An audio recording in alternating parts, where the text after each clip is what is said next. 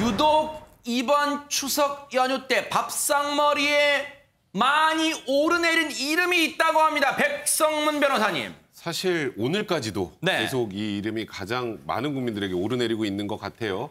다 아시겠지만 이번 추석에 해외여행 가고 싶었던 분들 다 못 갔죠. 그랬죠. 뭐 코로나19 방역 때문에 고향도 못 가는데 맞아요. 해외여행은 정말 말 그대로 언감생심이죠.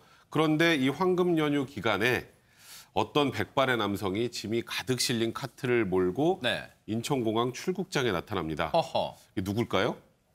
보통은 지금 여행 못 가는데 이렇게 생각하실 거 아니에요? 근데 그 남성이 바로 현재 외교부 장관인 강경화 장관의 남편 이일병 전 연세대 교수였습니다. 근데 출국 전에 지금 저분인가요? 왼쪽에 계신 분. 이일병 교수가 SNS에 올린 내용 때문에 또 한 번 굉장히 많은 누리꾼들의 공분을 사기도 했었는데 뭐라고 남겼는데요? 목적이 요트 구입과 항해 여행이었습니다. 이번 방문 여행 목적이 요트 구입이라고요? 사실 요트 하면 굉장히 이 사치품이고 초호화품 같은 느낌까지 주는 상황이기 때문에 여행을 가지 말라는 권고를 무시하고 간 것, 또 거기다 그 목적이 요트를 구입하기 위한 목적이었다는 것 때문에 이제 많은 비판을 받고 있는 건데요. 사실 지금 코로나19 방역, 우리 K방역이라는 표현을 많이 쓰죠. 그렇죠. 전 세계 이 K방역을 홍보하고 있는 강경화 장관의 남편이라는 점에서 더 큰 논란이 되고 있는 상황입니다.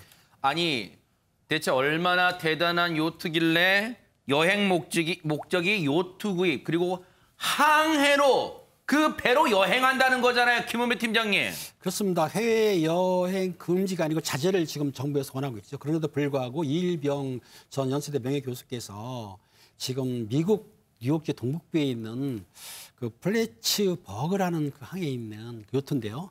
요트가 이제 알리번으로 돼 있어요. 길이가 15m 정도 됩니다. 근데 그죠? 그런데 거기에 보면 선실이 3개가 있고 트윈 더블 침실이 가지고 4개가 있는 거예요. 트윈 침실, 더블 침실 뭐 그런 게 있다는 거잖아요. 그렇죠. 그래서 그 4개가 있고 또 그리고 이게 가격으로 보면 12만 원 달러. 12만 달러면은 우리나라 돈으로 환산하게 되면 1억 4천만 원 정도인데 그 요트를 타고 아마 미 동북부라든지 해외 여행을 한 계획인가 봐요. 그러니까 저 이일병 교수는 뭐라고 생각했냐면 나의 길, 마이 웨이. 어떻든 간에 나의 삶을 살고 싶다. 그렇긴 한데 지금 모든 그 정부나 아니면 국민들이 해외 자제를 하고 있는데도 불구하고 장관의 남편께서 저렇게 나의 꿈을 찾는다고 간다는 것에 대해서는 모든 국민이 지금 다 분노하고 있는 거죠. 그런데 해당 언론에서는 확인해 봤더니 그럼 그 요트를 사러 갔는데 샀냐? 지금 그 사이트를 봤더니 팔렸답니다. 판매 완료. 그 해당 요트가요. 이일병 전 교수가 사러 갔던 그 요트가 팔렸대요. 그런데 요트를 샀으면 그냥 돌아오는 게 아니라 요트만 사고 또 다른 것도 했습니까? 최정아 기자님. 그렇습니다. 일단 이 전 교수 같은 경우에는 이 요트부터 제가 조금 더 설명을 해드려야 될 것 같은데 최소 선원이 이제 2명 이상이고 승객이 5명에서 6명 정도가 탑승을 할 수가 있습니다. 그리고 장거리 항해용 보트다라고 명시가 되어 있는데요. 일단 이 보트를 사기 위해서 지난해 연말부터 굉장히 오랜 시간 준비를 했었다라는 거예요. 그래서 요트 구입 후에 곧바로 고교동창 2명과 함께 미국 동부 해안 그리고 카리브해까지 여행을 할 계획을 꼼꼼히 짰습니다. 근데 이걸 어떻게 알았느냐? 이 계획 자체를 수개월 전부터 SNS에 공개를 했었기 때문에 굉장히 많은 국민들이 이 소식을 알 수가 있었습니다. 요트를 사러 남편이 출국한 걸 보고 강경화 장관은 대체 무슨 생각을 했을까 싶은데요. 일단 외교부는요. 그리고 외교부 수장도요. 외교부 수장인 강경화 장관도요. 오래전부터 지난 4월부터요. 해외여행, 코로나 국면에서 해외여행 좀 자제해 주세요. 대국민 호소도 했습니다. 그 내용 들어보시고 이어가 보도록 하겠습니다. 이를 위해 정상 및 외교장관 등 각급에서 화상회의, 전화통화 등 비대면 방식을 10분 활용하여 양자 및 다자 외교를 추진해 나가고 있습니다. 앞으로 각 부처 간 협조하에 K방역 모델을 체계화하여 국제사회의 코로나19 확산 방지 노력에 적극 기여코자 합니다. 또한 우리 국민 보호를 위해 전국가 및 지역 대상 특별여행주의보를 발령하고 재외 국민 귀국 지원, 우리 국민 대상 입국 제한 대응, 그리고 해외 우리 국민 확진자 지원 조치를 실시하고 있습니다. 참 이 상황 우스꽝스럽게 됐습니다. 아내는 대국민 호소로 방역을 해달라고 호소하고 있고 근데 남편의 생각은 달랐네요. 사실 지금 저 강경화 장관의 그 내용, 발언 내용을 보고 지금 이 상황을 보니까 좀 저 말 자체가 좀 공허하게 들리긴 합니다. 지금 말씀하셨던 것처럼 뭐 지금 모든 국민들 마찬가지고 외교부에서 특히 이 K 방역 관련해서 출국, 여행 관련해서 자제 요청을 계속해 왔는데 정작 남편은 저 얘기를 듣지 않고 간 거죠. 뭐 강경화 장관을 저희가 비판해야 될지는 모르겠습니다만 네. 이 일병 교수는 이렇게 얘기합니다. 지금 여행 자제돼 있는 아직 공고돼 있는 상황인데 그렇게 가셔야 되겠습니까라는 질문에 나 그냥 자유여행인데 그리고 코로나19가 이게 하루 이틀 안에 없어질 게 아니지 않느냐. 그런데 내가 맨날 집에서 지키고만 있을 수는 없다. 그리고 내가 옳다고 생각하는 것, 내 삶을 사는 건데 다른 사람이 나를 어떻게 생각하느냐 때문에 그것을 다 양보해야 되느냐. 모든 걸 다른 사람 신경 쓰면서 살 수는 없지 않나. 그러니까 이일병 교수는 그전부터 계속 본인이 계획해왔던 거, 뭐 일종의 뭐 버킷리스트 같은 것 같아요. 뭐 그 얘기 뭐 저희도 충분히 존중할 수 있겠습니다만 그 당사자가 지금 현재 외교부 장관의 남편이라는 점에서 비판을 피하기는 어려울 것 같습니다. 이게요. 김은배 팀장님 마치 그냥 이런 말로 들립니다. 시청자분들도 그렇게 해석하실 것 같아요. 여러분들은 추석 때 비대면 하거나 그렇게 하세요. 나는 여행 떠납니다. 내 삶을 찾아서 내 삶은 나의 것이에요. 지금 이렇게밖에 들리지 않습니다. 그렇습니다. 이일병 정 교수가 SNS에 올린 글을 보게 되면 그러니까 크루징 라이프 그걸 수개월 아니고 수년 동안 하고 싶다 그랬던 거예요. 자기 꿈을 실현하고 싶다 그러고 아름다운 곳에서 살고 싶다. 참 좋은 꿈이죠. 그런데 이제 이걸 자금을 준비하기 위해서 본인이 9천만 원 정도가 있다는 거예요. 그리고 한 6천만 원 정도는 신용대출을 받고 7천만 원 정도는 사이한테 빌렸다는 겁니다. 그러니까 자기 돈 플러스 또 사이한테 빌리고 대출 받아서 하는데 죽기 전에 이제 뭐 여러 곳을 예약을 하려고 본인이 정했던 것 같은데 대출 어디로 하고 싶었냐고 봤더니 뭐 지중해 아시죠? 지중해, 그다음에 북해, 캐리비안, 블라스리안, 폴리네시아, 동남아 같은 곳을 여행 가면서 살아보고 싶다 했기 때문에 본인이 하고 싶은 거 또 자기가 꿈을 이뤘던 곳, 꿈을 꿨던 곳을 이루고 싶다고 해가지고 아마 이렇게 정부에서 아니면 국민들이 가지 않는 해외를 안 가는데도 불구하고 네. 꿈 때문에 출국 간 것 같아요. 네. 글쎄요. 이걸 고위 공직자 가족의 일탈이라고 단정지어서 말할 수 있을지는 모르겠습니다만 대다수 국민 정서와 괴리감이 있는 것만은 사실일 것 같습니다. 관련해서요. 그런데 이런 가운데서요. 일각에서는 강경화 장관의 처지를 두둔하는 발언도 나왔습니다. 한번 들어보시고 이어가 보도록 하겠습니다.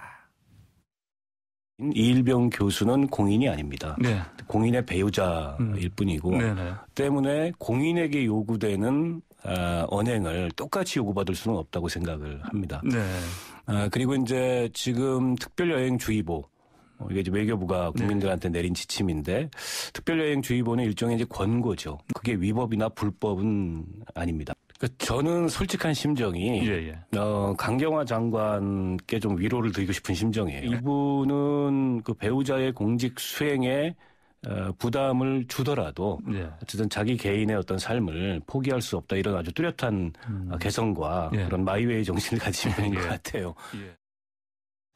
최재문 교수님, 마이웨이 나왔습니다. 마이웨이. 저는요 이분의 이런 행동이 과연 국민들이 볼 때 이해할 수 있는 상식선에서 이해할 수 있는 행동이냐 하는 부분에 대한 깊은 고민을 해야 된다고 저는 봐요.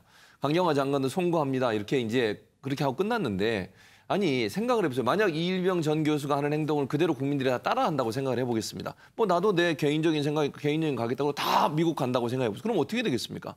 아니 왜 그러면 여행 자제 공고를 왜 한 겁니까 정부가? 여행 자제 공고를 한 거는 그걸 통해서 혹시나 코로나가 확산되거나 아니면 코로나 확산의 어떤 시발점이 되지 않도록 하기 위해서 국민들이 참고 있는 거잖아요.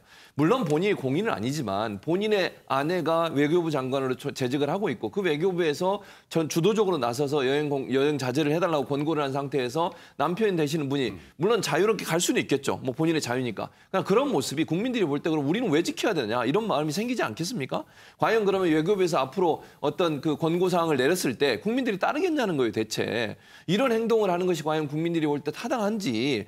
아무리 공인이 아니고 본인 마음대로 할 수 있는 개인의 자격이지만 그럼에도 불구하고 본인의 아내가 외교부 장관이라고 하는 생각을 한다면 이런 행동을 할 수 없고요. 그걸 떠나서 전직 교수라고 하면 사회 지도층이고 사회 귀감이 되는 모습을 보여야 되는 거 아닙니까? 본인의 개인의 자유를 위해서 그렇게 마음대로 할 수 있는 행동을 하게 되면 그럼 다른 국민들은 어떻게 할 겁니까? 그러면 권고를 할 이유가 없잖아요. 저런 식으로 다 내가 원하는 버킷리스트 하겠다고 자유여행 다 떠나버리면 그럼 코로나19는 어떻게 합니까 대체?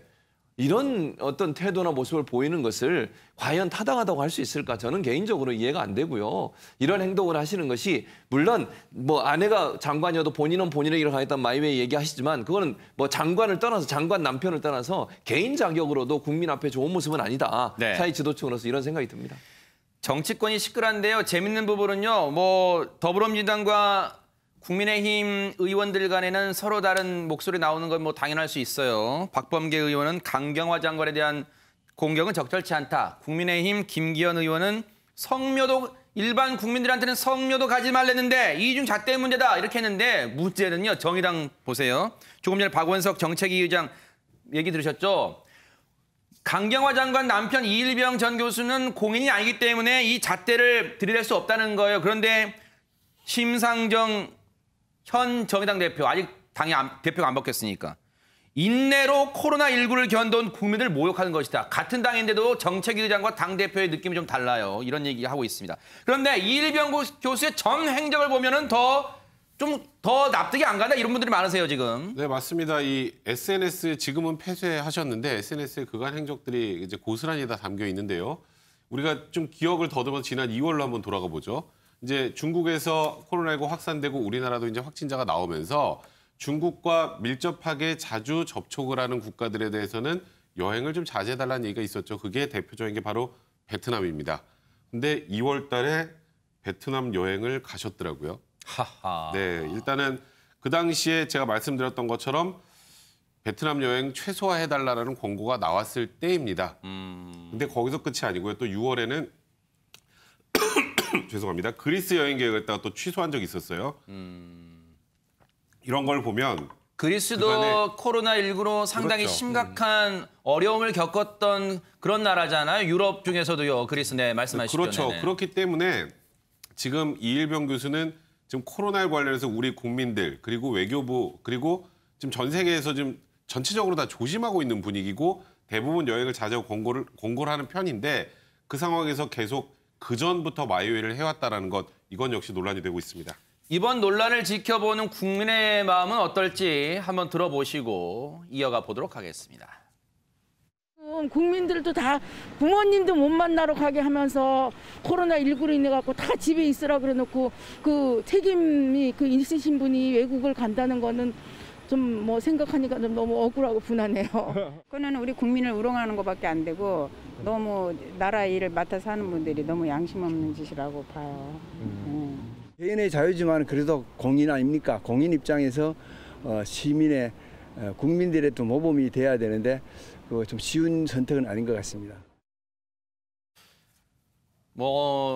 대체로 부정적인 입장이 많은 것 같아요. 그런데 이 명절에 아까도 얘기 나왔습니다만 명절에 비대면 사상 초유의 비대면 추석 때문에 고향에도 못 간 분들이 생각할 때는 분통 터질 거라는 생각은 좀 들어요. 장윤미 변호사님. 그렇습니다. 지금 들으신 것대로 이제 아주 평범한 상식을 가지신 분들은 이게 과연 있을 수 있는 일인가. 우리는 이렇게 많이 참고 인내하고 있는데 외교 보면 이게 주무부처라고 할 수도 있지 않습니까? 해외여행과 관련해서 자제하고 권고를 내리는 것에 관련해서. 그러니까 참 이건 납득하기가 어렵다 이런 반응들이 나오고 있고요. 강경화 장관은 일단 본인은 이 남편 문제에 대해서 사과를 했습니다. 지금 해외여행을 자제를 권고하고 있는 상황에서 남편이 이렇게 출국한 거에 대해서는 송구스럽다 이런 입장을 내놨는데요. 네. 그리고 남편이 여행을 가게 된 그 경위와 관련해선 워낙 본인이 오랫동안 계획했고 미루다가 간 것이다. 그래서 내가 귀국하라고 종용하기는 조금 어려운 상황이고 본인 또한 이게 굉장히 국내에서 논란이 확대되고 확산되는 것에 대해서는 굉장히 좀 당황하고 있다. 이런 입장을 내놨습니다. 귀국하라고 얘기하기도 어려운 상황이다. 글쎄요. 암묵적 지지인가요?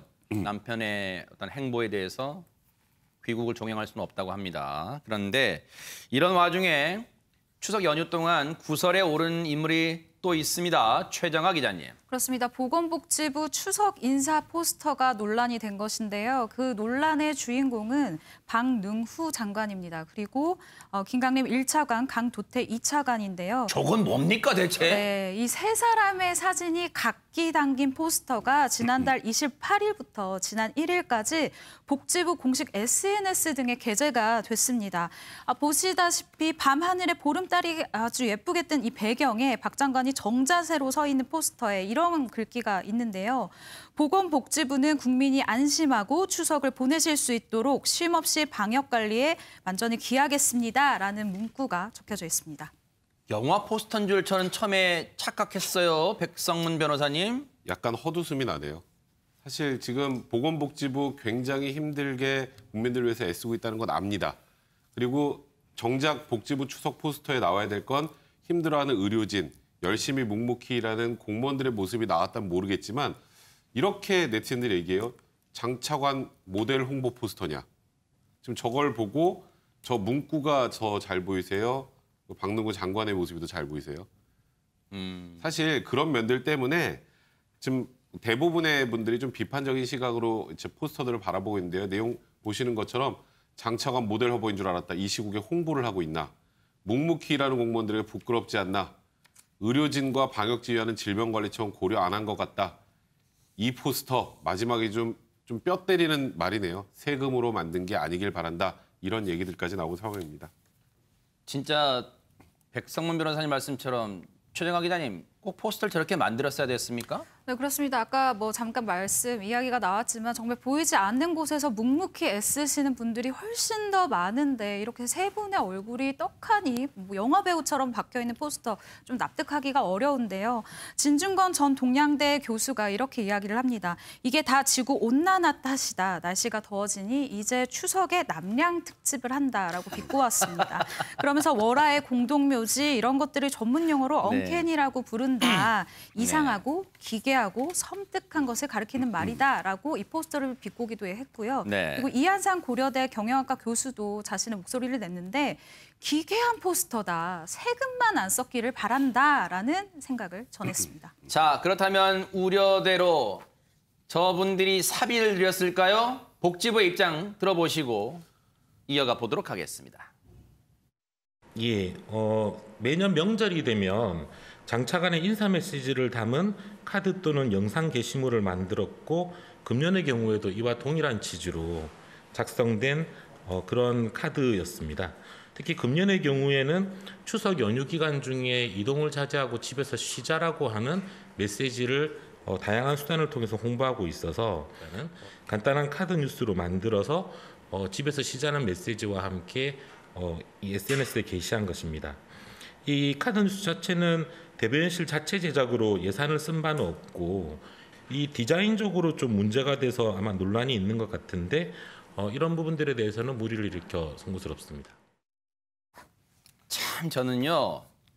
글쎄요. 시청자분들의 가족분들 중에도 공무원분들이 계시겠지만 제가 송구합니다만 왜 같은 말을 어렵게 빙빙 돌려서 합니까? 그러니까 예산을 썼다는 거예요? 안 썼다는 거예요? 조재범 교수님. 안 썼다고 얘기하는데 쓴 거나 마찬가지예요. 무슨 말씀이냐면 예산 안 썼다고 이게 왜? 대변인실에 근무하는 직원들이 했으니까 예산 안 썼다는 거죠. 그러면 대변인실에 근무하는 사람들의 월급은 어디서 나갑니까? 세금으로 나가잖아요. 그분들이 정말 필요한 복지부 관련된 업무가 아니라 홍보 업무 중에 특별히 장관이나 차관들의 홍보를 위해서 그분들이 일할 이유는 없잖아요. 아니 예를 들면 복지부가 하는 일에 대해서 알리고 복지부에서 어떤 역할을 하는지 그걸 알리는 거는 PR과 홍보에서 중요한 일이에요. 그건 열심히 하셔야죠. 의료진들의 노고에 대해서 알리고 이런 부분들. 그러나 장 차관의 얼굴을 저렇게 대문짝만하게 포스터에다 싣고 무슨 뭐 선거 포스터도 아니고 저런 식으로 하는 것이 과연 공무원들이 할 일입니까? 그거 하시면서 저분들은 지시받아서 하긴 하겠지만 기분이 좋겠습니까? 제가 볼 때 기분도 별로 안 좋았을 것 같아요. 근데 돈이 안 들어갔다니요. 그러면 공무원들이 필요 없는 일에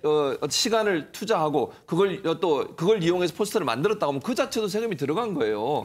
외부에 맡기지 않았다고 세금 안 들었다고 우리 발뺌할 게 아니라 이렇게 만든 거 잘못됐습니다. 죄송합니다. 다음부터는 안 그랬습니다. 이렇게 얘기를 해야죠. 저는 저런 대응 방식도 도리어 비판을 받는 하나의 요소가 될 수밖에 없다. 그리고 저 보건복지부가 지금 현장에서 얼마나 코로나 때문에 힘들게 어렵게 일하는 분들이 많습니까? 네. 그분들에 대해서 저런 포스터 만들어서 보냈다면 얼마나 박수를 받았겠어요. 네. 아니 장차관의 얼굴을 왜 저게 나와야 됩니까? 대체 그분들이. 네. 저는 도저히 이해가 안 되고요. 네. 이런 해명도 사실은 국민들이 납득하기 어려운 해명이다 이렇게 생각이 됩니다. 포스터 주인공이 박능우 장관 앞서 보여드렸죠. 김강립 1차관, 강도태 2차관. 저 세 분이 이렇게 만들어달라고 요구하거나 지시했다고는 생각지 않습니다. 그렇다면 이거는 총체적 난국이에요. 그 아래에 일하시는 분들이 자발적으로 저런 아이디어를 냈다면 더더욱 문제예요. 이른바 알아서 그냥 윗사람 비위 맞추는 겁니까? 이러면 되겠습니까? 저 사람들이 저 세 명이 기분 좋았으려고 생각합니까? 정말로 발상을 바꾸세요. 지금 이 순간에도 의료진들은 다 쓰러져 갑니다. 그분들을 생각한다면 저런 포스터 만들 수 있습니까? 자, 이런 가운데 추석 연휴 기간에요. 우려했던 대로 안타까운 소식이 들려왔습니다. 백성문 변호사님. 네, 충남 공주시에 따르면요. 80대, 90대 노부부가 발열 증상을 보여서 3일 날 검사를 했고요. 안타깝게도 4일에 이 노부부 2명이 확진 판정을 받았습니다. 이게 어떻게 해서 시작이 된 거냐면 지난달 21일입니다. 그러니까 추석 전에 이제 벌초를 하려고 네. 이제 60대 부부가 이제 90대, 80대 노부부를 찾아간 거죠. 아유. 근데 사실 저희가 이걸 절대로 비판하면 안 되는 게 80대, 90대 노부부라면 사실 언제 돌아갈지 모르는 상황이잖아요. 맞아요.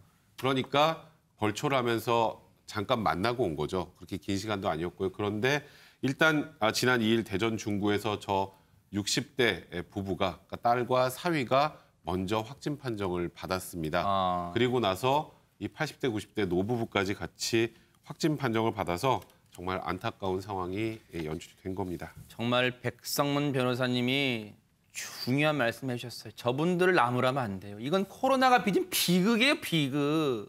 정말 너무너무 안타깝습니다. 그런데 전주에서도 가족 간의 감염이 일어나서 안타까움을 더해주고 있습니다. 장윤미 변호사님. 그렇습니다. 전주에서도 가족 감염이 일어나서 이거 굉장히 좀 안타까운 일이 발생을 했는데요. 이 사연을 들어보면 더더군다나 그렇습니다. 70대 노모가 굉장히 좀 몸이 불편하셔서 모욕을 제대로 못하니까 큰아들, 작은아들 그리고 20대 손자까지 지난달 24일에 할머니를 모욕시켜드리러 그 할머니를 찾아뵙고 실제로 손수 씻겨드렸던 겁니다. 그런데 이 어머니 이미 코로나에 이제 확진을 받은 상황이셨는데 이제 알려지진 않은 상태였죠. 주간 보호센터에서 이제 그 발병을 하신 걸로 전해지고 있는데 바로 목욕을 해드리고 다음 날 큰아들이 아무래도 그 확진 판정 이상하다 해서 그 감염 여부를 판단받아봤더니 확진 판정을 받은 겁니다. 네. 그래서 같이 있었던 그 동생, 작은아들과 손자까지 자가격리 기간 중에 발열, 오한 증상이 나서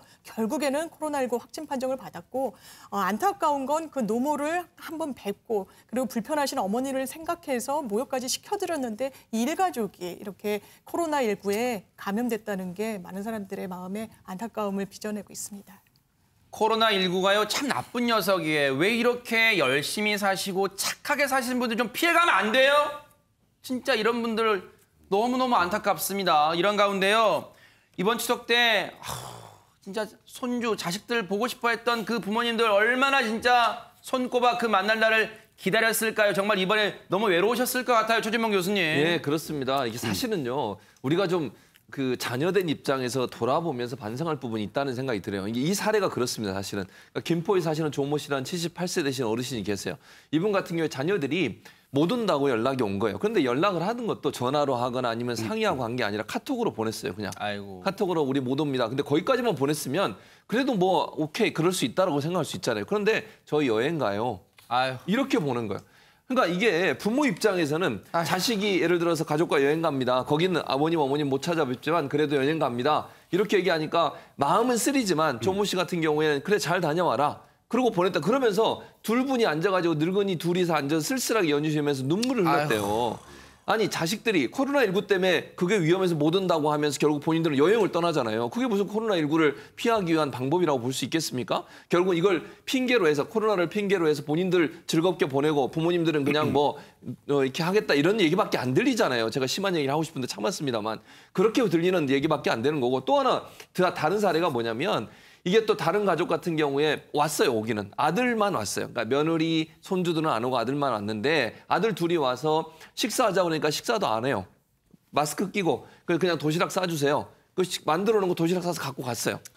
그러니까 저는 물론 코로나19 걱정돼서 주의하는 거 필요합니다. 그러나 이거는 도를 좀 지나친 게 아니라는 생각이 들어요. 계속 마스크 쓰고 있고 음식도 같이 먹지 않고 그리고 왔다가 잠깐만 갔다는 거예요.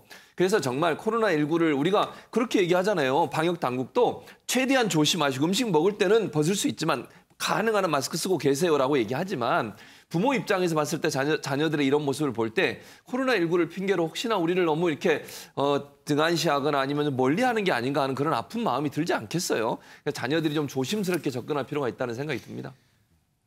정말 코로나가 빚은 비극이에요. 너무너무 안타깝습니다. 김은배 팀장님. 그렇습니다. 여수시 돌산읍에 거주하는 이모 씨, 83세인데 부부는 보니까 이 뉴스를 보게 되면은 제주도에 사람들이 분이 많이 갔지 않습니까? 그리고 공항 사진을 보게 되면 북적북적해요. 근데 사실 시골에는 사람이 없습니다. 그러니까 이제 쓸쓸한데 설마 모든 자기 아들이나 며느리가 갔다고 생각 안 하지만 지금 교수님 말씀하신 대로 그 부모님이 찾아가지 않고 코로나19 무서우니까 못 간다 그러고 일부가 이해 간 분들이 있어요.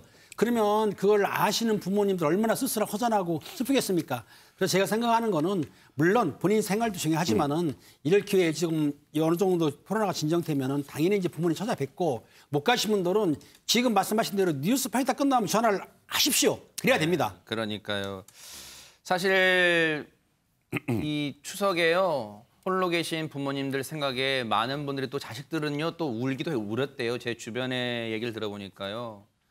특히 어머니 생각난 노래가 또 하필 라디오에서 많이 나왔다고 합니다. 그래서 많이 울기도 울었다고 하는데요. 그런데 이 추석 연휴 기간뿐 아니라 지금 코로나 국면에서 고생 많이 하시는 분들 누구와 먼저 제일 떠오르세요, 여러분들? 바로 의료진들이 아닐까 이런 생각되는데요. 그런데 일부 병원에서는요. 의료진에게 차마 이런 일 시켜서는 안 될 일을 시킨다고 합니다. 최진봉 교수님. 네, 그렇습니다. 이건 도저히 있을 수 없는 일이고요. 더 우리 사회를 위험에 빠뜨리는 행동인데 모 병원에서 감염병 전담병원입니다. 그 병원에서 24시간 일하는 간호사들 이분들이 입었던 이제 옷이 있지 아니에요. 방호복도 있을 것이고 아니면 간호사복도 있을 것이고. 그러면 보통요. 생각을 해보겠습니다. 이분들이 옷을 입고 진찰을 하거나 아니면 진단을 하거나 아니면 치료를 하다 보면 혈흔도 튈 수 있잖아요. 비말도 튀고. 그럼요. 그렇죠. 그리고 환자의 분비물도 묻을 수 있고. 그러다 보면 이게 옷 자체가 오염됐을 가능성이 너무해요. 그렇죠. 그래서 보통은 다 뭐 손에 장갑 끼는 거 이런 건 다 버리고 그렇죠. 옷 같은 경우는 세탁을 함께 해야 되는 겁니다. 네. 그러니까 분리된 공간에서 모든 사람의 옷을 함께 모아서 세탁을 해야 거기서 완전히 깨끗하게 되는 거잖아요. 네. 근데 이거를 병원에서 집에 가서 빨아오라는 거 했다는 거예요. 세탁을 해오라고. 세상에. 그래서 지금 논란이 되고 있는데 이거 정말 도저히 이해가 안 되는 행동이라는 생각이 듭니다. 세균이 묻었을지도 모르는 어떤 원인 모를 균이 묻었을지도 모르는 그 작업복을 그 집에 가서 손수 빨래를 해오라고 그 말을 들었을 때 의료진들의 마음은 어땠을까요? 해당 간호사분 얘기 들어보시고 이어가 보도록 하겠습니다. 옷 같은 경우는 본인 거잖아요. 네. 그런 경우는 다 본인이 빨아요. 간호사의 경우에는 1년에 한 번씩 지급을 하고 있다 보니까 네. 별도로 아직은 세탁은 최전선에서 환자를 보는 게 간호사이기 때문에 직접 부대끼고 말 대화하고 만지고 심지어는 혈액도 계속 묶어요. 전신의 모든 분비물을 다 보는 게 이제 간호사인데 당연히 그 옷에 묻을 거고 제일 균이 많은 곳에서 활동했던 옷을 밖으로 가지고 나오는 거니까 뭐 약속을 간다던가 뭐 그러면은 이제 주변에 있는 동선에 모두 다 불안한 거죠. 바이러스나 세균이나 이런 것들이 눈으로 보이는 것들이 아니기 때문에 걱정이 되면서도 생활권으로 가져온다는 것 자체가 사실 큰 부담입니다. 감염병 전담병원으로 지정되어 있는 병원들에서도 그냥 이런 문제들이 만연하게 이루어지고 있는 거로 저는 알고 있거든요. 코로나 상황이 이렇게 심각한데도 불구하고 계속 그냥 해오던 관행이라는 이유만으로 이런 것들을 계속 지속해 나가는 거는 큰 문제가 있다고 저는 생각합니다. 아니 그런데 간호사분들이 직접 저 근무복을 빨 수밖에 없는 상황인가요, 장윤미 변호사님? 일단 의료기관 세탁물 관리 규칙이라고 보건복지부에서 정한 시행 규칙이 있습니다. 그런데 이 규정에 따르면 사실상 의료 수술 기간 중에 이제 수술 중에 입은 수술복이랄지 의료 가운은 일정 정도 수준에 도달하는 세탁물 그런 처리 시설에서 처리를 해야 되는데요. 일상적으로 의료진들이 입는 이런 근무복에 대해서는 규정이 없습니다. 그렇기 때문에 입법적인 공백이 메워져야 할 것 같습니다. 네. 자, 제가 지금 이 왼쪽 가슴편에 달고 있는 이 배지 여러분 보이세요? 바로 의료진들의 노고에 감사드리는 덕분에 챌린지 이 배지입니다. 이 배지가요, 정말 무색해지지 않게 정말 말로만 덕분에 챌린지, 덕분이라고 하지 말고요. 의료진들이 신명나게 일할 수 있는 그런 환경 좀 만들어 주시기 바랍니다.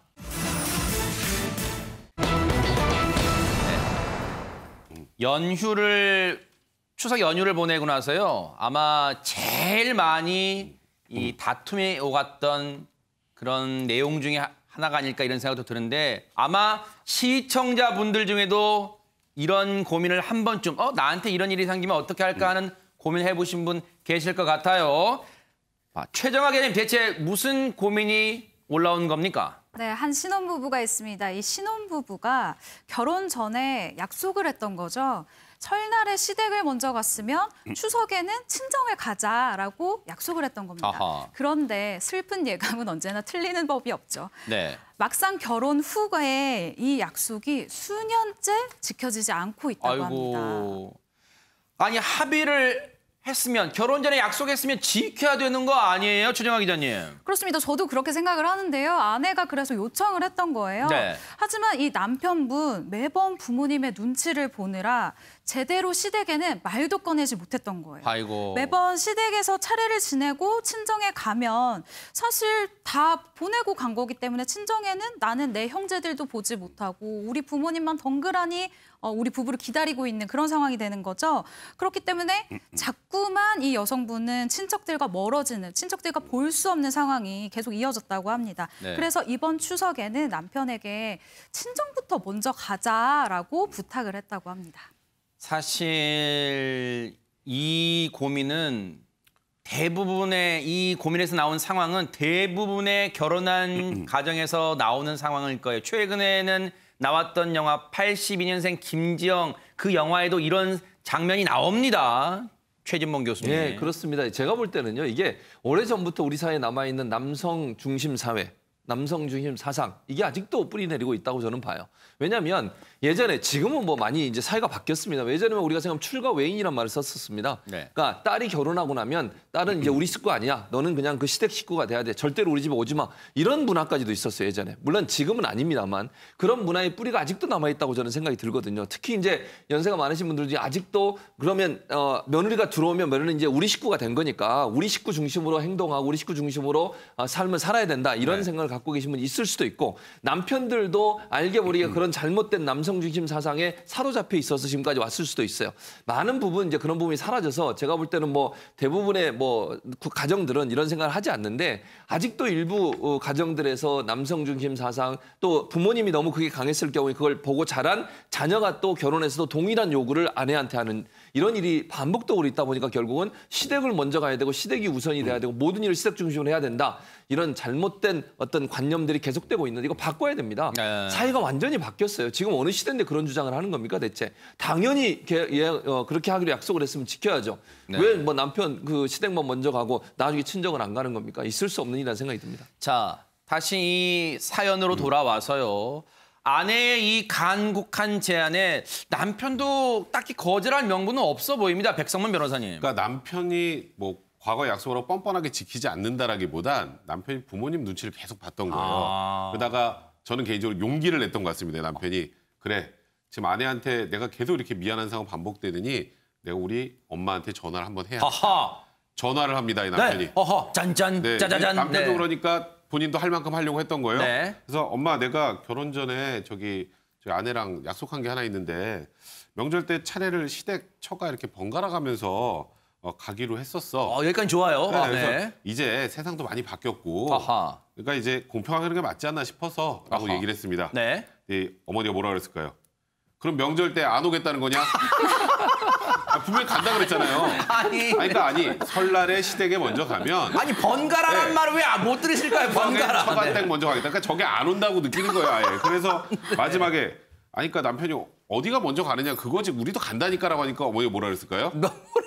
며느리가 그렇게 하자고 했니? 세상에 장윤비 변호사님 정말 진짜 이런 얘기는 안 들으시고 며느리가 그렇게 하자든 이렇게 말씀하셨답니다. 정말 이 며느님의 가슴엔 비수가 꽂힐 것 같아요. 결혼 전에 약속을 했던 거고 사실 수년째 주저주저 하다가 원래 그 추석 때는 우리 집, 설날 때는 당신네 집을 번갈아 가면서 먼저 가자. 안 가겠다는 것도 아니잖아요. 근데 이 어머님 반응이 너가 그랬니? 며느리가 시켰니? 혹시 며느리 너 생각이니? 이렇게 한다면 어떤 부부가 이렇게 온화한 가정을 이룰 수가 있겠습니까? 서로 한 발씩 양보하고 이런 부분에 있어서는 정말 그 중간에서 그 묘책을 찾는 게 정답이지 않을까 합니다. 이 며느리가 그렇게 하자든 이거는요. 사랑과 전쟁 드라마에 많이 나온 단골 멘트잖아요. 이거 행간의 의미가 그거잖아요. 이 못난 놈아! 마누라한테 꽉 쥐어 사냐 이놈아! 내가 너를 어떻게 키웠는데! 이런 겁니까 혹시? 그렇습니다. 이 말을 들은 시어머니가 이제 노발대발한 건 당연하고요. 시아버지도 노발대발했습니다. 왜냐하면 아직까지 우리나라 사회가 나이 드신 분들 입장에서는 시댁이 먼저라고 생각하거든요. 그렇기 때문에 저 남편은 참 내가 보기에는 마음이 열려있는 분인데 부모님들은 안 그렇단 말입니다. 그런데 저 같은 경우에는 만약에 며느리하고 아들하고 약속해가지고 간다 그러면 저는 얼마나 용인을 해요. 하지만 아직까지는 대다수 우리 어른들이 아마 제 생각인데 한 80, 90%는 저렇게 화를 낼 것 같아요. 하지만 그 마인드를 바꿔야 된다 생각합니다. 시아버지 며느리 사랑은 시아버지라고 해가지고 혹시 일말에 기대를 했는데 시아버지도 지금 노발대발 하셨다는 거 지금 갈수록 지금 이 궁지로 몰리는 며느리입니다. 그래서 이 며느님의 이 아내분의 최종 고민은 뭘까요? 최정아 기자님. 네, 일단 이 아내분이 이야기한 것은 이겁니다. 그러니까 시아버지 같은 경우는 워낙 보수적인 분이다 보니까 반대하실 걸 알았다. 그런데 적어도 시어머니 같은 경우에는 좀 시아버지를 설득해 주실 거라고 믿었었는데 이 희망마저도 사라진 것 같다라면서 굉장히 절망적인 그런 심정을 나타내는데요. 네. 저도 이렇게 생각할 것 같아요.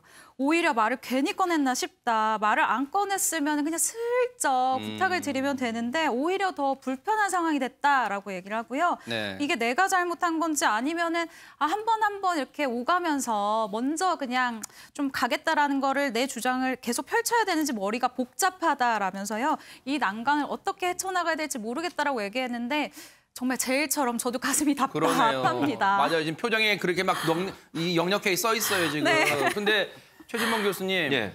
며느리분, 아내분 입장에서는 괜히 공연히 벌집을 쑤셔놓은 것 같다. 아이고, 나 어떻게 이런 생각 드시는가 봐요, 지금. 그런 생각이 드는데 저는 한 번은 거쳐야 된다고 봐요. 이게 만약 계속 참고 있으면 그럼 본집 못 갑니다. 그건 저는 바람직하지 않다고 생각해요. 그리고 지금 며느리가 나설 상황은 아니라고 생각해요. 그러니까 며느리는 남편한테 얘기해야 되고요. 남편이 적극적으로 나서야 됩니다. 어머니가 물론 한두 번 서운하실 수 있어요. 남편이 저렇게 예를 들면 며느리가 하자고 그러느냐 그러면 아니 내 생각이에요 어머니. 지금 시대가 어느 시대인데 어머님 그렇게 하시면 안 됩니다. 서운하셔서 어쩔 수 없어요. 저는 그렇게 하기로 결정했습니다. 라고 선포를 하고 그리고 행동을 옮겨야 한다고 저는 봐요. 그러면 한두 해는 서운해할 수 있지만 부모 마음은 또 돌아섭니다. 이해하실 거라고 저는 생각해요. 물론 며느리한테 음총도 주실 수 있고 며느리를 미워하는 마음이 생길 수도 있지만 이제 우리 사회가 잘 아시잖아요. 다 바뀌었습니다. 그리고 본인도 딸이 있으시면 딸이 만약 그 상황이라면 지금 시어머니 같은 경우도 어떤 생각이 드시겠어요. 본인도 딸이었고 누군가의. 본인도 누군가의 며느리였잖아요. 그 당시를 생각해 보신다고 하면 지금 이렇게 말씀하시는 것이 과연 며느리를 향해서 하는 말씀이 본인한테 만약 시어머니가 그런 얘기를 한다면 어떤 감정을 느끼셨을까 한번 생각해 보시면 제가 볼 때 충분히 이해가 될 것이라는 생각이 듭니다. 근데 꼭 이 부부의 사연을 두고 얘기하는 건 아닙니다만 혹시 이런 비슷한 사례가 백성문 변호사님 혹시 이혼 소송까지 비화하는 경우가 있어요? 일단 우선 최진봉 교수님 말씀 너무 맞는데요. 그렇게 하다가 정말 깨질 수도 있어요. 진짜로. 그래요? 이게 왜냐하면 정말 너무 극단으로 가는 거예요? 정말 완고한 부모님 같은 경우에는 정말 이 정도 되면 안 본다는 생각하고 하시는 분들까지 있기 때문에 그렇게 좀 도전을 감행하다가 더 큰 화가 있을 수 있으니까 그건 조금 더 이 집안의 특성에 맞게 좀 고민을 해봐야 될 것 같고 사실 이 정도 사례 정도면 이혼 안 됩니다. 왜냐하면 남편도 노력을 하고 있고 지금 남편이 외면하고 나 몰라라고 더 나아가서 거기서 이제 아내를 폭행을 하거나 폭언을 퍼붓거나 뭐 시어머니나 시아버지가 아내에게 폭언이나 폭행을 한다면 그럼 이제 이혼 사유가 되겠죠. 근데 아직까지는 그렇지 않은데 이게 계속 안 좋아지다가 제가 말씀드린 그런 극단적인 상황까지 가게 된다면 이 상황에서 이혼 소송을 만약에 진행을 한다면 당연히 유책 배우자는 남편이 될 수밖에 없는 거고요. 왜냐하면 남편이 중간에서 자기 역할을 못하는 거잖아요. 더 나아가서 지금 상황은 아니지만 아내에게 폭언과 폭행까지 한다면 그래서 이거는 정말 남편이 고민을 많이 하고 저는 무모한 도전보다는 어머니를 네, 끊임없이 설득하는 세상에. 방법으로 노력하는 모습 보여주는 게 가장 중요하지 않을까 싶습니다. 조금씩 상대방의 입장이 돼보는 건 어떨까요? 시부모님도 그래 며느라가 너도 명절 때 너희 집 가서 차례 지내고 싶지? 그럼 먼저 갔다 오렴라고 한마디만 해주시면 다음 명절에는 또 시댁에 먼저 올 거 아니에요. 이런 생각도 해볼 수 있지 않을까 이런 생각도 해봅니다. 근데 이건 쉬운 문제는 아닌 것 같아요. 결론을 내지는 않겠습니다. 아니 최정화 기자님 대체 나훈아 씨 키가 몇인데 보름달보다 높이 뜹니까? 네, 일단 나훈아 씨 공연이 굉장히 화제인데요. 사실 이 공연 뉴스파이터 같은 공연입니다. 한 번도 안 본 사람은 있어도 한 번만 본 사람은 없다라는 그 공연인데요. 와이어 액션에서 불쇼, 뭐 그리고 용도 나오고 물도 나와요. 네. 이 엄청난 뭐 스케일의 공연, 정말 공연의 장인 나훈아 씨의 공연답다. 완벽주의자답다라는 평이 나온 공연인데요. 네. 15년 만에 방송에 귀환한 이 나훈아 씨의 15년. 언택트 공연.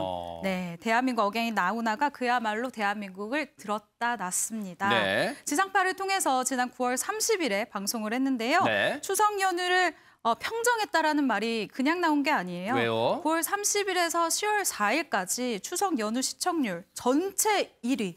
모든 프로그램을 통틀어서 1위를 한 대박 겁니다. 사건. 이 프로그램, 그러니까 이 공연 같은 경우에는 시청률이 29.0%. 거의 30% 육박했네요. 네, 그렇습니다. 이런 시청률을 기록을 했는데요. 특히나 그 나훈아 씨의 고향인 부산 지역에서는 무려 38%까지 치솟는 등 이 엄청난 반향을 일으켰습니다. 우와. 그리고 시청자 데이터에 따르면요. 이 숫자가 더 대단합니다.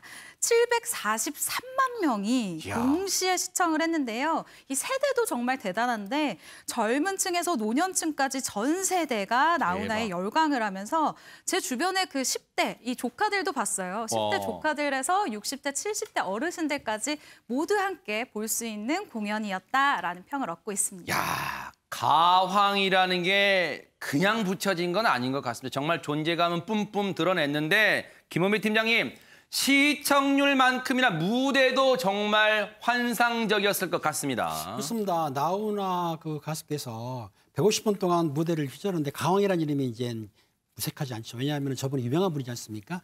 그런데 이제 노래 보면은 뭐 고향, 사랑, 인생 주제로 3부 공연을 했다는 거예요. 1부는 고향, 2부는 사랑, 3부는 인생을 주제로 공연하는데 네. 알다시피 노래를 완벽하지 않습니까? 그리고 나훈아 선생님이 시제적으로는 입담도 대단합니다. 그러니까 150번 29곡을 열창을 하셨는데 나이가 73이라 그래요. 73이요? 와. 그렇죠. 얼굴 보시면 상당히 60대 중반이라밖에 안 보이시는데 네. 또 옷도 보시면 상당히 캐주얼하게 입었지 않습니까? 그러네요. 그러니까 나이 드신 것 같지가 않아요. 그래도 노래는 열창을 했는데 네. 제가 보기에는 이때에 참 뭐가 문제였냐면 사실은 관객이 없었습니다. 제가 보니까 화면만 있더라고요. 네. 인터넷으로 화면만 있기 때문에 사실 가수들이 앞에 청정이 있어야 가수 노래를 잘 부를 수 있는데 더 흥도 날 텐데 그렇죠. 네. 그게 없었어요. 없었는데 아무튼 그 나훈아 씨가 준비한 특별곡이라든지 본인이 유명하게 불렀던 곡, 또 인기 있던 곳을 다 소화했기 때문에 제가 보기에는 아마 이번 공연이 아까 말한 대로 그 기자님 얘기한 대로 29%요? 네. 대단한 거죠. 저도 보긴 봤는데 29% 정도 갈지는 몰랐습니다, 사실은. 네. 하지만 이 코로나 시대에 다 암울하고 보다가 힘든 시대에 지금 트로트가 유행도 하죠. 네. 여기 아마 앰비언트 보이스 트로트로 해가지고 인기가 올랐는데 네. 그 트로트를 아주 정글판입니다. 네. 나훈아 씨가 아주 이 모든 트로트를 함께 연결시켜가지고 네. 자기의 능력과 열창으로 모든 시청자 그리고 우리 힘든 우리 국민에게 조그마한 기쁨과 희망을 줬다고 생각합니다. 네.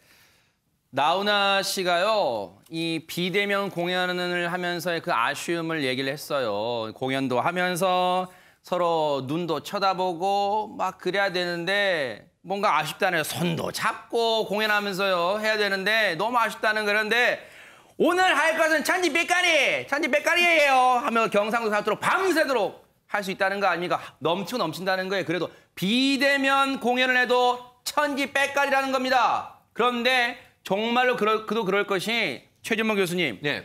나훈아 씨의 노래 중에는 정말 국민 애창곡이라 불릴 노래가 수없이 많잖아요. 그렇습니다. 네. 지금까지 그러니까 우리가 이제 음반을 발매할 때 녹음해서 발표하는 곡이 있잖아요. 이 곡의 수가 얼마냐면 2,600곡. 세상에! 2,600곡을 지금까지 불렀으니까 엄청나게 많은 곡을 불렀는데 그중에요. 본인이 작사 작곡한 곡이 약 800곡 이상이 수록됐어요. 대박 사건이네요. 그러니까 이건 싱어송라이터라고밖에 할 수밖에 없어요. 이렇게 많은 곡을 본인이 직접 쓰기도 하고 그렇게 많이 불렀다는 거 아니겠습니까? 이 정도 되면 가왕이란 말이 전혀 어색하지 않습니다. 이 정도의 능력을 갖고 있는 분.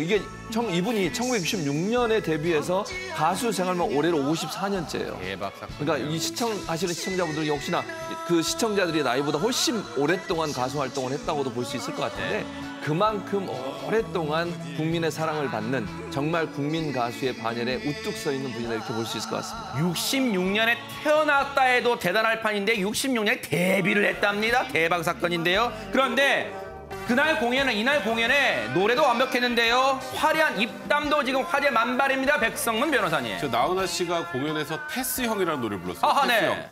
누굴까요? 테스 형. 테스 형!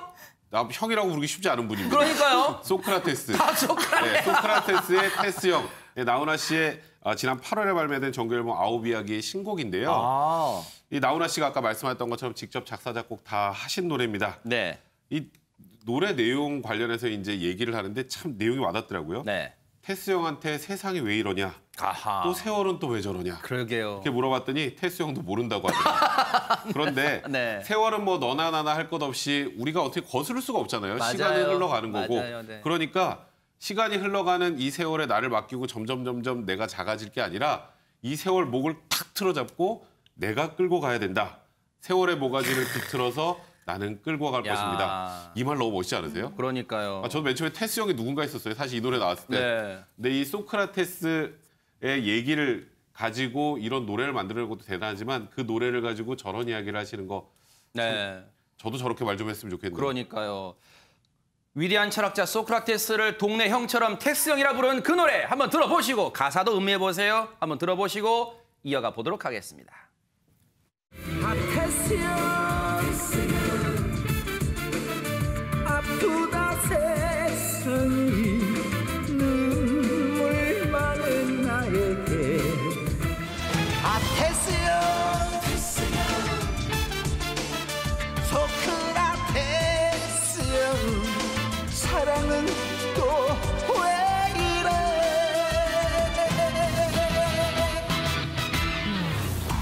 너 자신을 알라면 좀 내뱉고 간 말을 내가 어찌 알겠소 모르겠소 테스 형 가사가 압권입니다. 정말. 근데 장윤미 변호사님 비단 나훈아 씨뿐 아니라 정말 이 시대를 살아가는 많은 국민들이 소크라테스, 테스 형한테 묻고 싶은 것 같아요. 진짜 세상 어떻게 살아야 되는 거예요? 묻고 싶을 것 같습니다. 그렇습니다. 저도 이런 노래 가사에 소크라테스가 들어가는 걸 보고 제가 한때 철학을 전공했다는 학부로서 굉장히 그래요? 아하, 깊이 네. 와닿았고 저처럼 생각하시는 분들이 많았던 것 같습니다. 나훈아 열풍이 계속되고 있는 것인데요. 오늘 그 국내 대형 음원 사이트에서 무려 36위에 랭크가 됐습니다. 이게 요즘은 워낙에 아이돌들 그리고 대형 기획사에서 이제 몰아주는 아이돌들이 선방을 하고 있는 차트에서 36위를 했다는 건 정말 대단한 거고요. 더 놀라운 건 이 테스 형 노래가 발매된 지 한 달이 넘었다는 겁니다. 아무래도 추석 방송 탓이 그 영향이 굉장히 컸던 걸로 보이고요. 또 트로트 차트만으로 좁혀가면 6위를 기록을 했습니다. 1위부터 5위는 임영웅 씨 그리고 영탁 씨의 노래가 포진해 있어서 나훈아의 어떤 저력, 나훈아 씨의 그 영향력이 여전하다는 걸 보여주는 지표라고 하겠습니다. 네. 그런데 여러분 이거 지금 장난이 아닙니다. 테스 형 때문에요. 나훈아 씨 가족과 관계에도 변화가 생겼다는 이게 대체 무슨 말입니까, 최진봉 교수님? 무슨 말이냐면요. 온라인 백과사전이라고 불리는 나무 위키라고 하는 사이트가 있습니다. 네네. 그 사이트가 이제 우리가 알고 싶은 거 치면 거기에 다 자세한 내용이 나오는데 그 사이트의 특징이 뭐냐면 누구든지 들어가서 수정을 할 수 있어요, 내용을.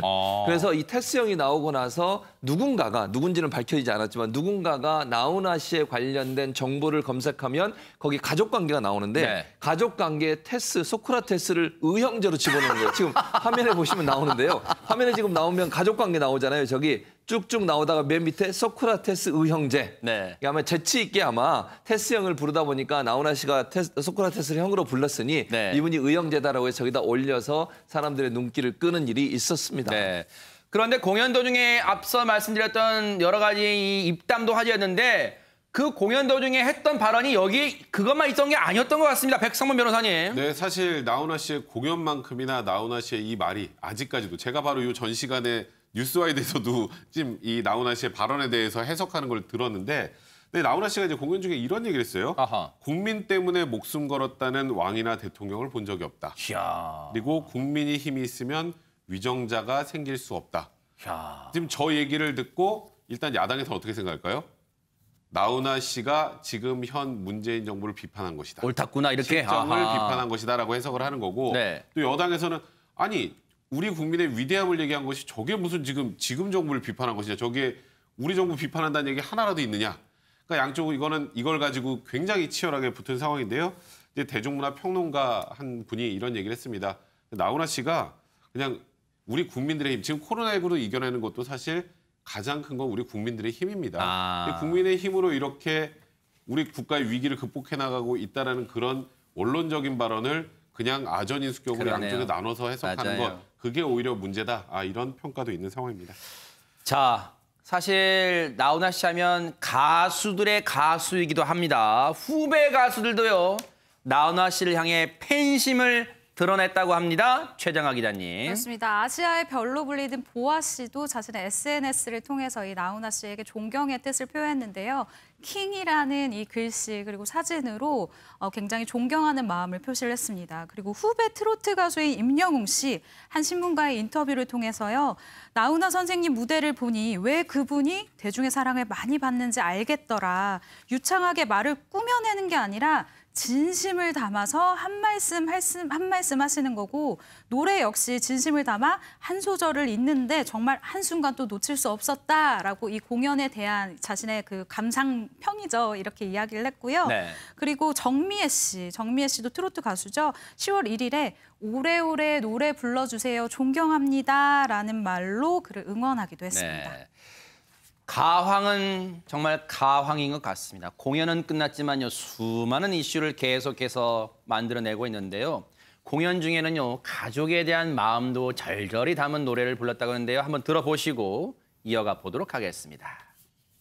어릴 적에 개구졌지만 픽하면 울고 꿈도 많았지 깔깔거리며 낡은 옷 있으니 지금 어디서 어떻게 변했을까 자야 명자야 불러 사태 아버지 술심부름에 이걸 났었고 자야 명자야 찾아 사천 어머니 청소해라 동생 업어줘라. 참 가사가 정겹네요. 근데 김은미 팀장님 저 노래가 특별한 의미가 담긴 노래라면서요. 그렇습니다. 그 나훈아 씨가 신곡 명자에 대해서 설명했는데요. 아마 그 나훈아 씨가 3살 때 어머니가 돌아가셨다는 거예요. 근데 황해도 사리원에 계실 때 돌아가셨는데 그러니까 아버지를 묘를 가볼 수가 없지 않습니까? 이산가족 마음과 똑같은 건데 저 같은 마음 같은 사람이 여러 살이지 않습니까? 이산가족은 다 그랬겠죠. 그래서 이산가족을 생각하면서 노래를 줬는데 저 6.25가 1950년에 발표한 거 아시잖아요. 지금 70년 됐습니다. 2020년이니까. 그러니까 70년 동안 6.25를 우리가 6.25가 70년이 됐는데 아마 저 노래를 부를 때 가수 하림의 하모니카 반주에 맞춰가지고 나훈아 씨가 사실은 노래 부르는 거 보면은 남성 같기도 하지만 어느 목소리도 여자 같기도 해요. 좀 간드러져 보이는 목소리도 있습니다. 그 목소리로 이제 노래를 불렀는데 이 노래를 인해 가지고 이산가족들에게 많은 감동을 줬다고 그래요. 그러니까 네. 저 노래를 들으면서 그 이산가족들이 가지 못한 것에 대해서 많은 위안을 받았을 거라고 생각이 듭니다. 사실 코로나19 시국 속에서요. 저 노래로 또 다른 또 수많은 노래로 이산가족뿐만 아니라요. 정말 많은 국민들이 정말 이 공연, 나훈아 씨 공연의 가장 큰 위대한 점은 그런 것 같아요. 많은 분들에게 힐링 그리고 치유를 선물해주지 않았나 이런 생각도 해봅니다. 장윤미 변호사님. 그렇습니다. 이번 공연은 정말 많은 국민들에게 격려, 응원이 됐는데요. 일단 그 국민들에게 코로나19 국면에서 굉장히 고생하고 있는 국민들에게 위로를 건네고 싶다. 그래서 노 개런티로 출연을 했고요. 세상에. 또 그 공연 중에 했던 말 중에 가슴을 울리는 부분들이 참 많습니다. 네. 우리 굉장히 좀 고생을 많이 하고 많이 지쳐 있지만 우리 국민들이 바로 1등 국민이다. 유럽이나 미국 같은 선진국을 보더라도 굉장히 코로나가 만연해 있지 않냐. 우리 국민들이 정부를 잘 믿고 따라줘서 여러분 긍지를 가지셔도 된다. 내가 이 대한민국의 자부심에 근거해서 공연 이름도 대한민국 어게인으로 만들었다. 이렇게 밝히기도 했고요. 또 비하인드 영상이 있는데요. 여기서 어떤 가수로 남고 싶느냐 이 부분을 물었습니다. 그러니까 흐를 유, 행할 행, 노래가, 유행가 가수로 남고 싶다. 무엇인가로 남고 싶다는 말 자체도 사실은 적절하지 않은 거다. 이 말 자체가 웃기는 거다라고 해서 정말 철학적인 답변으로 그러네요. 또 하나의 여운을 남기기도 했습니다. 네. 정말로 많은 분들에게 위안과 치유를 해준 나훈아 씨, 가황이란 그 말이 정말 손색이 없었던 무대를 보여주지 않았나 이런 생각도 해보면서요. 감사를 드리겠습니다. 저한테 많은 분들이 문의를 해주신 게요. 보이스트롯 끝났어. 무슨 낙으로 살아. 그러는데요. 그래서였을까요? 보이스트롯이요. 추석에도 특집 무대를 꾸몄습니다. 먼저요. 보이스트롯 준우승에 빛나는 김다연 양의 무대 먼저 만나보시고 이어가 보도록 하겠습니다.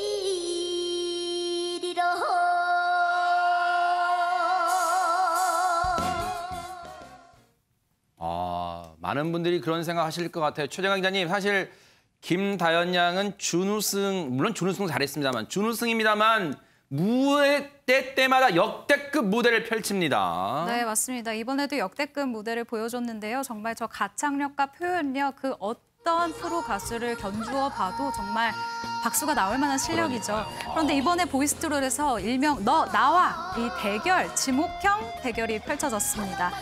배우 정동남 씨가 59세 차이가 나는 이 김다연 양을 지목을 한 건데요. 정동남 씨가 이렇게 이야기를 합니다. 다연아, 우리 한번 놀아보자 라고 하면서 지목을 했는데요. 이 이야기를 듣고 김다연 양, 가수 진성 씨의 님의 등불을 방금 영상을 보셨다시피 정말 열창을 합니다. 구성진 가창력을 뽐내는 건 물론이고 이 속 특유의 이 속이 뻥 뚫리는 이 청아한 목소리로 정말 대중을 사로잡은 건데요. 이 태진아 씨가 다연 양의 무대를 보고 이렇게 평가를 합니다. 천재적인 소질을 타고난 아이다. 저도 정말 공감하는 이야기입니다. 저 추석 특집 보신 분들이 백성만 변호사님 그런 말씀하시는 분들이 몇 분 계시더라고요. 아우 저 노래를 결승 무대에서 불렀으면 하시는 분들 계시더라고요. 아유 근데 진짜 노래 끝내주기 잘하네. 사실 저는 김다연 양이 우승을 해서 저는 이상하지 않았다고 생각을 하는데 이렇게 생각하면 또 다르게 생각할 수 있어요. 진짜 아마추어는 1등입니다. 원래 약간 기존 무명이었던 가수분들이 많이 나와서 이제 그러네요. 순위를 찾는데 진짜 아마추어 중에서는 1등이었던 거고요. 네. 김다현 양한테 또 직구준 질문했더라고요. 이번에도. 저 1등 못해서 좀 아쉽진 않았어? 이렇게 질문을 하니까 김다현 양이 똑같이 저번하고 대답을 했어요. 사실 자기는 박승 삼촌이 1등 할 줄 이미 알고 있었다. 그리고 엄마도 이 정도면 됐다. 잘했다고 칭찬해줬다. 본인이 사실 엄마의 노래 결승을 불러서 좀 펑펑 울었잖아요. 맞아요. 노래한 도중에. 그래서 그런 것 때문에라도 당연히 박승 삼촌이 우승할 줄 알았다. 정말 어린 그냥 소녀의 심성을 그대로 가지고 있는 것 같습니다. 네. 저희가 직접 만나본 김다현 양은요. 실력도 실력입니다만 정말 겸손함까지 갖춘 예의 바른 소녀였다. 정말 소녀다. 천상 소녀다. 그런 생각이 들었는데요.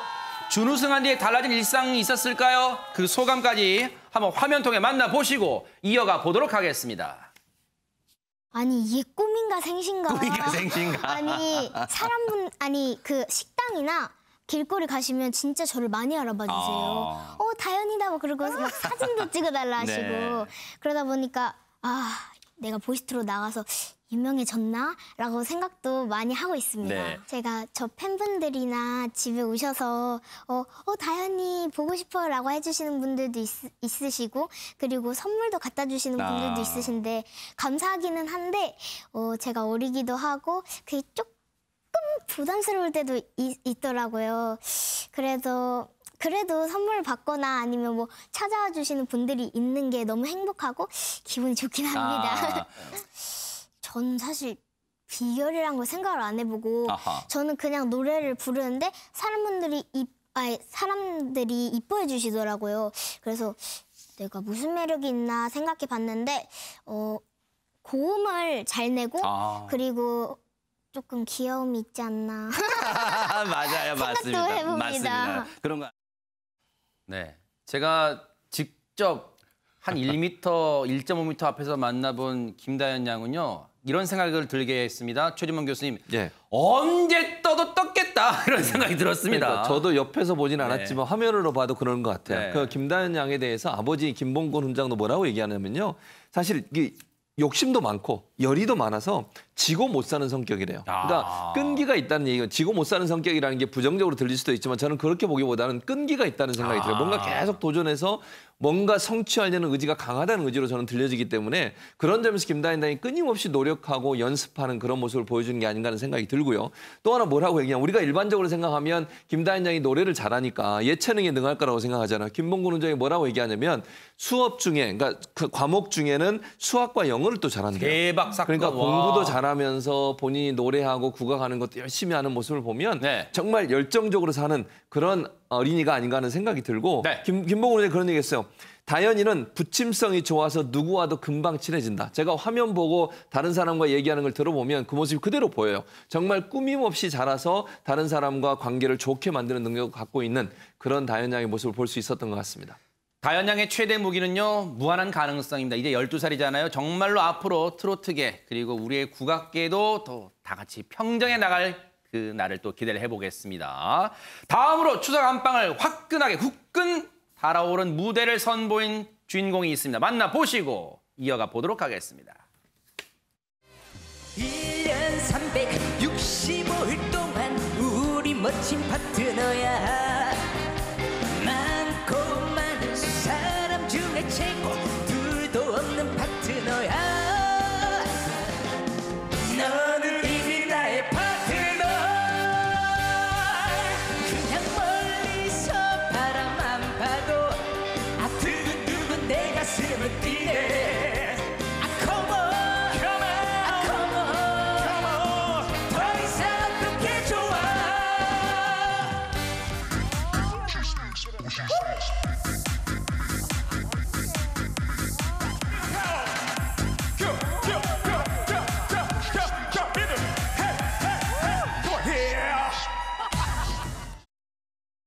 아니 자막도 나왔습니다만 이제는 황민우 군 무대 때 동생 황민호 군이 안 나오면 섭섭합니다, 이제. 그렇습니다. 네. 손원수, 황민호가 이제 남진 씨의 파트너를 불렸는데 아마 찰떡궁합이죠.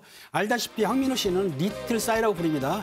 오빤 강남 스타일로 세계적 스타가 된 리틀 싸이의 후속판이다 해서 리틀 싸이인데 네. 전날 보면은 자켓을 벗어치면서 골반 댄스가 골반을 흔드는 거네요. 네. 젊으니까 골반 댄스를 보면서 사람들이 뭐 무대 시선을 다 끌었는데요. 아무튼 시선도 멋있게 처리하는 바람에 내가 볼 때는 앞으로 대성할 것 같은데 네. 그 태진아 씨는 이런 말을 했습니다. 황민호는 박남정 씨 아시죠? 네. 댄스 치는 사람. 박남정 씨의 데뷔 무대 보는 것 같다라고 말을 했고 네. 송대관 씨는 박남정보다 더 발전되고 네. 훨씬 더 돋보인다고 하는데 네. 제가 보기에는 박남정 씨는 그때 그 시절 유명했던 분이고 네. 황민호 군은 지금 나이는 16세밖에 안 됐지만은 네. 저 춤추는 거 보니까 대단히 연습한 것 같아요. 네. 앞으로 박남정 씨보다 네. 황민호 군이 더 발전하고 또 유명 스타가 될 것이라고 저는 그러니까요. 생각하고 있습니다. 형 민우 군이요. 긴장 좀 해야 될 것 같아요. 왜냐하면 지금 세간의 관심이 동생 민호 군한테 상당히 많이 쏠리고 있습니다. 최정아 기자님. 그렇습니다. 보이스트롯에서는 이 황민우 군과 함께 그 동생 황민호 군이 비의 깡이라는 이 노래에 춤을 추는 모습이 함께 화제를 모으기도 했는데요. 저도 참 이 형제의 모습을 보면서 도대체 이 끼 어떡하냐 그러니까요. 이런 말을 계속하게 됐었어요. 네. 그런데 이 두 아들, 이 형제의 아버지가 이렇게 이야기를 합니다. 민호가 리틀 싸이로 민호가 리틀 싸이 동생으로 나와서 이후에 식당을 못 갈 정도로 많은 분들이 알아봐 주시는데 이제 아들 둘 다 인기가 생겼다라고 합니다. 그리고 네. 가수들의 인기를 딱 알 수 있는 부분이 CF 말고 또 뭐가 있을까요? 바로 행사예요. 아, 그러네요. 이 행사 요청이 민우 군뿐만 아니라 민호 군에게도 행사 요청이 들어온다고 하거든요. 어허. 이 형제 정말 네. 대한민국을 발칵 뒤집을 만한 그 정말 끼 있는 형제인 게 분명합니다. 네. 황민우 군이요. 노래, 댄스에만 일가견 있는 게 아니라 연기도 관심 있는 것 같습니다. 추석 특집 무대에서 연기 선보이는 것 같은데 한번 확인해 보시고 이어가 보도록 하겠습니다.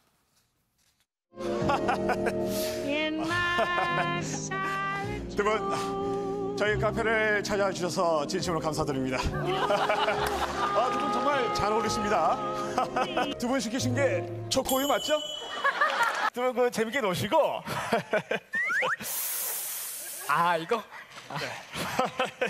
누나가 딱이야. 민호 오빠, 우리 헤어져. 뭐? 헤어지자고?